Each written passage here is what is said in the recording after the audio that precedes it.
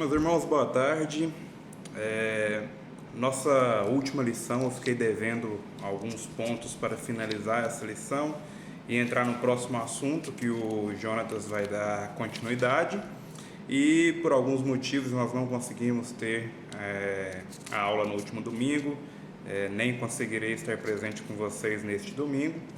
Então eu resolvi gravar a parte final da lição, é um pequeno espaço para a gente poder estudar e já deixar a escada aí para o Jota assumir a próxima lição. Bom, a gente estava falando na última lição sobre a salvação é somente pela graça. E aí nós falamos que a salvação veio de graça da parte de Deus, ou seja, nem mesmo a nossa obediência a Deus entraria como uma espécie de pagamento pelo que nós recebemos, porque isso seria um valor muito baixo diante do que nós recebemos. Então, aquilo que nós recebemos de Deus, que é a nossa salvação, ela só poderia ser paga com a morte, né? Já que nós pecamos e todos pecaram e carecem da graça de Deus, e o salário do pecado é a morte, como diz a Bíblia. Então, nós merecíamos a morte. Então, só a morte, a nossa morte, poderia entrar como pagamento desse pecado. Ou seja, a nossa obediência não é pelo pagamento do nosso pecado. Nós recebemos o pagamento pelo pecado na morte de Cristo e isso foi de graça. Ponto. Passamos depois para falar sobre o papel da lei, qual foi o papel da lei no Antigo Testamento, qual que é o papel da lei nos dias de hoje. Entendemos que não houve mudança no papel da lei, que na verdade a única mudança que houve foi na questão do uso da lei, que anteriormente ela era usada como forma a separar o povo de Deus de determinada região, já que o povo de Deus era considerado apenas Israel, uma nação única, e hoje já são todas as nações. E depois disso nós entramos na parte onde eu parei no meio, que foi a questão de usos e costumes. E aí nós citamos alguns usos e costumes que algumas pessoas ou igrejas utilizam até hoje. Falamos da desnecessidade, né, da utilização desses usos e costumes até hoje. E o ponto que eu parei, inclusive, foi quando nós estávamos falando sobre a guarda do sábado. E aí nós citamos, para relembrar vocês, que primeiramente, quando nós estamos falando de sermos sabatistas ou não, quando Deus fala no início, guardarás os meus sábados eternamente, a tradução fica um pouco complicada quando a gente traz para o português, mas no original, quando nós estamos falando de sábado, nós estamos falando de descanso. Seria como se Deus estivesse falando o seguinte: guardarás o meu descanso eternamente. E quando nós analisamos isso, nós estamos falando que na verdade nós precisamos de ter um dia de descanso para o corpo, de descanso para a mente, e nesse descanso nós glorificamos a Deus. Então, não necessariamente nós temos que guardar um dia da semana especificamente, tem que ser o sábado. E aí eu citei alguns exemplos dos judeus que no sábado eles não acendem vela, não acendem lâmpadas, porque eles entendem que há fogo ali, não pode acender fogo, não pode ter trabalho nenhum, e que às vezes isso é uma distorção, às vezes não, isso é uma distorção do que realmente o sábado quer dizer. Então, na verdade, o que Deus pediu para que nós fizéssemos é que tivéssemos um dia de descanso para o corpo. Não que nesse dia a gente não fizesse trabalho algum, mas que nesse dia nós descansássemos. E aí, até usando um ponto, uma pregação do reverendo Franklin Ferreira, ele cita que se no sábado, se no domingo, se na segunda-feira, que é o seu dia de descanso, eu, por exemplo, eu trabalho numa empresa de seguros, e durante toda a semana eu trabalho nessa empresa de seguros, mas em determinado dia, que é o meu dia de descanso, eu vou fazer trabalho de marcenaria, por exemplo. Vou construir uma prateleira, vou construir uma casinha para um cachorro, alguma coisa nesse sentido. Se isso for algo que me traga descanso, que eu me divirta fazendo aquilo, que eu sinta prazer fazendo aquilo, que seja algo separado do meu trabalho, não há problema algum em nós fizermos isso. Se eu utilizo o dia do meu descanso para ir visitar os meus familiares, por exemplo, para ter um almoço em família, para a tarde ir na casa dos avós, ir na casa de algum tio, reunir com os amigos, reunir com primos. Isso é considerado dia de descanso, porque eu estou fazendo algo que é separado do meu trabalho, eu estou dando refrigério para o meu corpo e com isso eu estou glorificando a Deus. Então é diferente do entendimento que tinham, e aí eu citei alguns textos quando na Bíblia Cristo cura no sábado. Não, mas não pode curar no sábado. Os discípulos estavam colhendo lá espigas, não pode colher espigas no sábado. E aí Cristo trouxe à tona o que na verdade estava no coração dos judeus. Ele falou: olha, qual de vocês que o animal cai lá no buraco, vocês não vão salvar esse animal? Então, na verdade, era um cumprimento da lei acima do que era pedido por Deus. Eles foram incrementando situações que eles entendiam que tinham que ser obedecidas, mas que esses mesmos líderes não obedeciam em caso de necessidade, entendeu? E isso foi caminhando até os dias de hoje. Por mais que nós tivemos a vinda de Cristo, a igreja modificou completamente. Nós tivemos depois a reforma protestante, que nós vamos falar mais sobre isso um pouco para frente, que modificou novamente a igreja. Ainda hoje nós vemos algumas igrejas surgindo com essa vontade de retorno à obediência de práticas que na verdade não são bíblicas, são mais costumes, e costumes não nos leva a ser obedientes a Deus, e muito menos nós temos obrigação de obediência a esses costumes, porque eles não nos trazem nem salvação e nem, digamos assim, um olhar diferente de Deus para nós. Então a questão de costumes era essa que eu precisava encerrar com vocês. Se tiver qualquer dúvida, eu não vou estar na igreja, pergunta para o Jota. Leva anotado no domingo, pergunta para o Jota que ele dá a resposta para vocês. E por fim, o último ponto desse nosso tema, que é a salvação é somente pela graça. O quarto e último ponto é a graça educadora. E aí o autor vai trazer da seguinte forma: é importante relembrar mais uma vez que quando dizemos que a salvação é pela graça ou simplesmente de graça, não estamos dizendo que alguém será salvo sem experimentar uma verdadeira transformação de vida. A pura e simples observância de mandamentos não pode agradar a Deus, que é o que a gente falou no início, pois alguém pode obedecer à lei apenas porque tem medo de ser punido. E aí é onde Paulo traz isso. Eu não me lembro qual o texto exatamente, eu deveria ter colocado aqui, mas que ele trouxe que a lei por si só trouxe para ele a ideia de pecado. E é justo isso.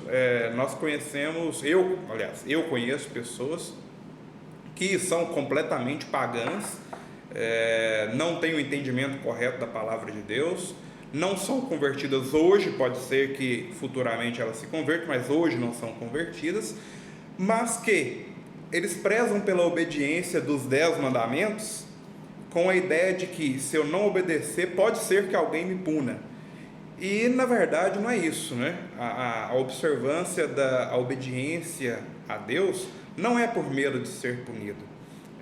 E aí nós vamos pegar o texto de Tito 2, de 11 a 13, onde diz assim: porquanto a graça de Deus se manifestou a todos os homens, para que renegadas a impiedade e as paixões mundanas, vivamos no presente século, sensata, justa e piedosamente, aguardando a bendita esperança da glória do grande Deus e Salvador Jesus Cristo.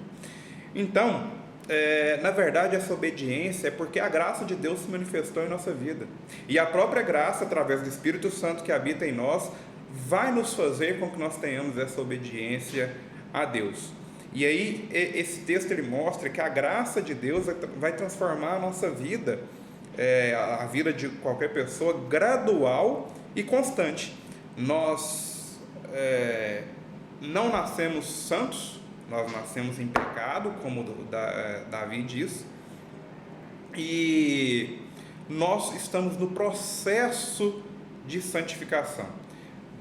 Cristo nos tornou santos, santificados, através do seu sangue na cruz. E esse processo, depois da nossa conversão até a nossa morte, nós estamos em um processo constante de santificação. Então, no meio do caminho, nós caímos, nós pecamos, nós nos arrependemos e voltamos para a linha para poder fazer a correção de nossas vidas. E Paulo fala também sobre um poder educador da graça. O autor traz assim que é um fato mais do que consumado, que não conseguimos mudar os nossos hábitos. A religião do legalismo oprime as pessoas, causa medo, né? Mas não as transforma. Educação é um processo que pode levar tempo e é preciso persistência. A imagem que eu tenho mais clara na minha mente é de uma criança que ela sabe que a mãe dela detesta que mexe nas maquiagens dela. E aí o que acontece? Ela sabe, então existe essa lei para a criança, olha, não pode mexer nas maquiagens da mamãe. Quando a mamãe está fora, ela vai lá e mexe, mesmo ela sabendo que existe uma lei falando que ela não pode fazer. Só que quando não tem ninguém olhando, no coração dela, ela está com a vontade de ir lá praticar esse erro e ela vai e pratica. Às vezes a gente vê vídeo aí na internet que as mães chegam e a criança está lá toda borrada de maquiagem. Então, trazendo isso para a nossa lição, o que acontece? Nós, se tentarmos mudar por nós mesmos, nós ficaremos assim, ok, é proibido irar-se. Só que no nosso coração pecaminoso está a ira. E aí, se nós tentarmos por nós mesmos, em determinado momento, nós vamos nos irar. Uma pessoa que tem algum vício, e ela fala, não, eu não vou mais praticar esse vício que eu tenho, vou mudar a partir de agora, e pelas forças dela, ela vai lutando contra este vício. Porém, na primeira oportunidade que ela tiver, ela vai cair. Por quê? Porque o coração pecaminoso dela está ligado ao pecado do vício, e isso vai acontecer de forma natural dentro do organismo, do pensamento e do coração daquela pessoa. A mudança ela não ocorre no nosso entendimento, a mudança ocorre com a ação do Espírito Santo, com a ação da graça de Deus, que vai nos educando a mudarmos. E aí, seja em qualquer aspecto da vida, seja no irar-se, seja em algum vício que a pessoa tem, seja na prática de leitura da Bíblia, na prática de oração. Às vezes, não sei se os irmãos se lembram da série sobre oração que o pastor falou, e em uma das pregações ele citou que às vezes nós não estamos com vontade de orar. Tem épocas da vida, meus irmãos, que nós não estamos com vontade de orar. E se nós tentarmos por nós mesmos, vai ser aquela oração que parece que nós estamos conversando sozinhos. E vai parecer isso mesmo. Mas se é o Espírito Santo que está nos conduzindo no interesse de retornar à prática da oração, no interesse de conversar com Deus, no interesse de mudança de rota das práticas que nós estamos tendo, isso vai acontecer de forma gradual, e nós vamos sentir prazer naquilo que nós estamos fazendo para Deus, e não como obrigação, como era no caso da lei. Existe uma diferença muito grande nos dois aspectos, de obedecer por obrigação ou por medo de ser punido, e obedecer porque existe um Espírito Santo, uma graça que está nos educando a obedecer, e nisso nós teremos prazer. Paulo fala de duas coisas bem generalizadas que devem ser rechaçadas: a impiedade e as paixões mundanas, que é aí onde eu citei o exemplo do vício, e no caso da impiedade eu citei a questão da ira. Não devemos deixar o legalismo ditar o ritmo de nossa fé. Somos salvos pela graça de Deus, e esta graça é a provisão de Deus tanto para a salvação quanto para a transformação. Usos e costumes são coisas supérfluas, retrógradas da perspectiva da Bíblia.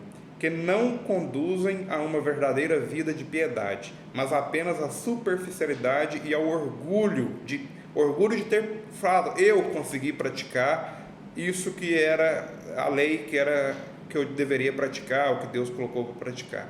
Então causa orgulho na pessoa, enquanto no cristianismo não se deve ter orgulho pelas coisas que nós fazemos pela igreja.